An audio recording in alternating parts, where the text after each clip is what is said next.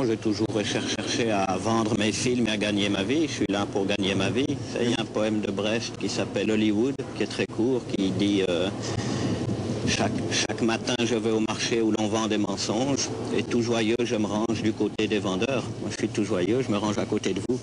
Je vous parle solidarité avec les étudiants et les ouvriers et vous me parlez travelling et gros plans. On peut dire que ces deux films veulent lutter pour, disons, ceux qui veulent du changement, et en particulier l'élément dominant, c'est-à-dire les exploités, les opprimés, et leur représentation principale en France, qui est la classe ouvrière, hommes et femmes. J'ai lu récemment un article de vous, une interview de vous qui m'a assez intéressé. Vous y dites que vous êtes particulièrement intéressé par les phénomènes de publicité. Si vous interrogez... Je trouve que par exemple la publicité, c'est de la prostitution, enfin... On agit, la publicité c'est le macro-type, enfin, si on peut dire. On est les putes de publicité, si on peut dire. C'est une forme de... Nous, on pense qu'il y a un problème et que ce problème, c'est le moyen même qu'on emploie, qui jusqu'à maintenant a été entre les mains des gens contre lesquels on lutte, et qui fait qu'on ne le, malgré notre meilleure volonté, on ne le domine pas bien, et que souvent on croit faire un film au service d'eux, et qu'on risque même de faire un film contre. On ne s'en rend pas bien compte. Alors à mon avis, si tu veux, tout va bien, plutôt que filmer simplement des filles ou des OS qui parlent, ou de les mettre en scène. Justement, dans ce mot même de mettre en scène, il y a tout un contenu, parce qu'en France, qui met en scène la France, pour l'instant, à mon avis, c'est quand même Pompidou et Marcellin. Et donc, que la manière qu'on a de mettre en scène, dont moi-même, qui essaye de lutter contre Pompidou et Marcellin, la manière que j'ai de mettre en scène est fortement conditionnée parce que j'ai appris à l'école, si tu veux, même en ayant quitté l'école. Alors donc, je dois trouver le moyen d'aller vers ces gens-là, et puis surtout de les laisser parler. Parce qu'il y a quelque chose de très frappant, c'est quand on interviewe des ouvriers, aussi bien dans un film d'un gauchiste comme Rocard récemment à la télévision, que dans un film d'un droitier réac comme Fontanet récemment à la télévision à armes égales, ces gens, ils n'ont que 15 secondes, ils n'ont jamais parlé de toute l'année. On leur laisse 15 secondes ou même 3 minutes pour parler. On leur dit, alors que pensez-vous de la grève? Alors que pensez-vous de votre sort? Mais qui peut répondre, ayant eu la bouche cousue, qui peut répondre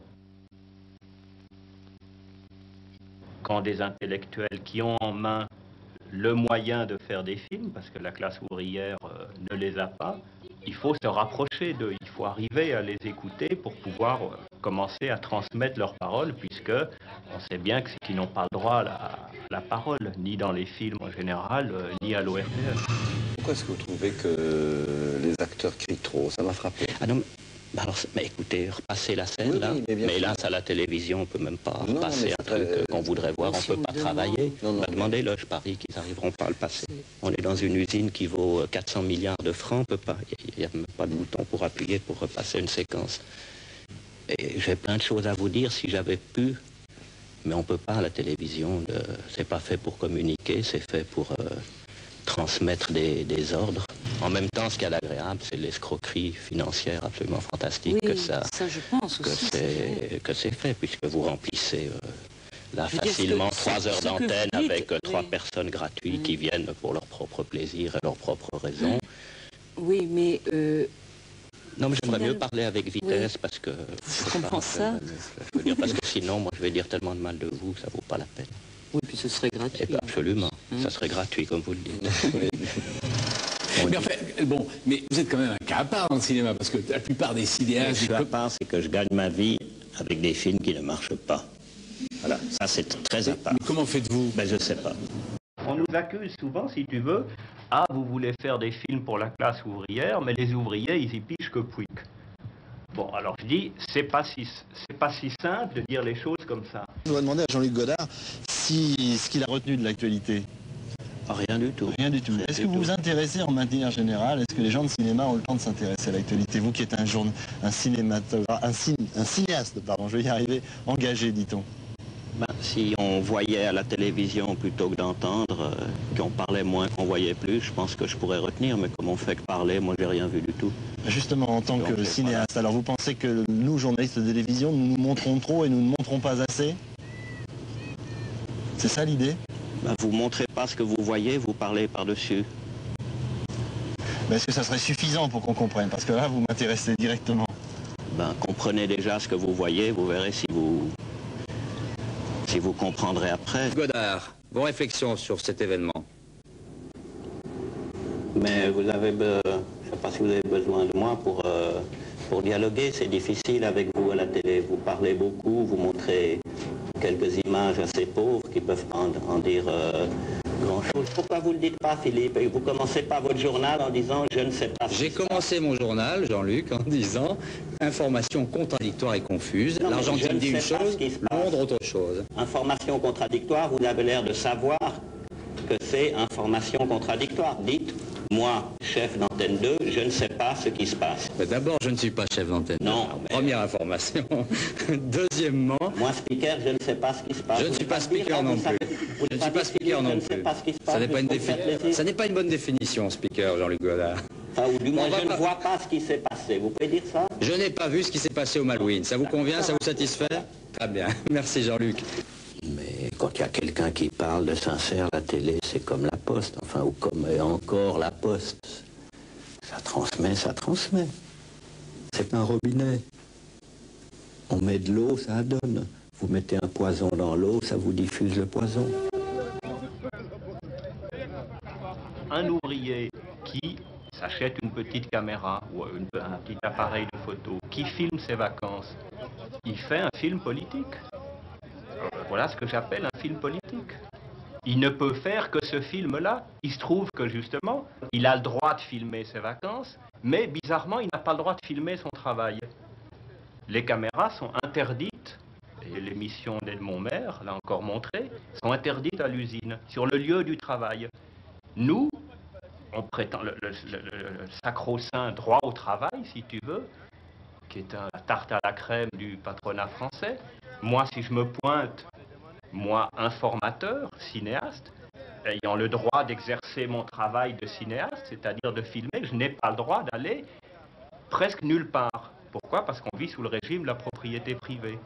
Mais je n'ai même pas le droit d'aller dans les entreprises dites d'État. Je n'ai pas le droit de filmer dans le métro. Je n'ai pas le droit de filmer dans un musée. Je n'ai pas le droit de filmer dans une usine. Je n'ai pas le droit de filmer hors lit. J'ai le droit de filmer quasiment dans aucun des endroits qui représentent le 80% de l'activité productrice des Français. Où est le droit au travail? Vous êtes en train d'enregistrer là? Bon, par rapport à la télé, si vous voulez, bon, j'ai le sentiment d'être dans un pays occupé. Mon pays, c'est l'imaginaire. Et je suis dans un pays qui est occupé par des gens que l'imaginaire, je crois pas, n'intéresse pas, alors qu'ils en ont tous. Tous ceux qui sont là en ont jusque-là. Je me demande, justement, quand je vois à la télévision, que ce soit un directeur de chaîne ou un cadreur, mais je pense pas qu'il a besoin, il a besoin de son salaire, mais je pense pas que, je sais pas, Louis ou Georges, je sais pas comment vous appelez, là derrière, je pense pas que vous avez besoin de mon image. Moi, si je viens vous filmer, j'en ai besoin. Tous les films qu'on voit à la télévision, c'est pas des films, c'est des reproductions de films. Qu'est-ce qu'on appelle histoire? Quand j'étais petit, mes parents me disaient, car j'inventais beaucoup de choses, vraies ou fausses, j'aimais bien dire, là j'ai fait ça, c'était pas vrai, alors on me disait, ne raconte pas d'histoire. Et puis ensuite, quand j'ai commencé à faire du cinéma, et que j'ai obéi à mes parents, et que j'ai essayé de ne pas raconter d'histoire, alors là, tous les producteurs et les journalistes m'ont dit, mais mon grand, il faut raconter des histoires. L'exploiteur ne raconte jamais à l'exploité comment il l'exploite.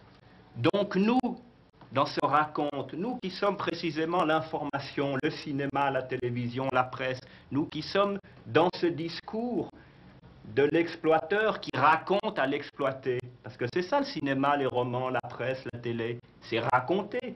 Nous qui sommes là-dedans, nous devons précisément raconter d'une autre manière, pour à la fin raconter autre chose.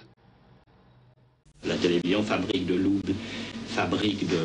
l'oubli. Le cinéma a toujours fabriqué des souvenirs.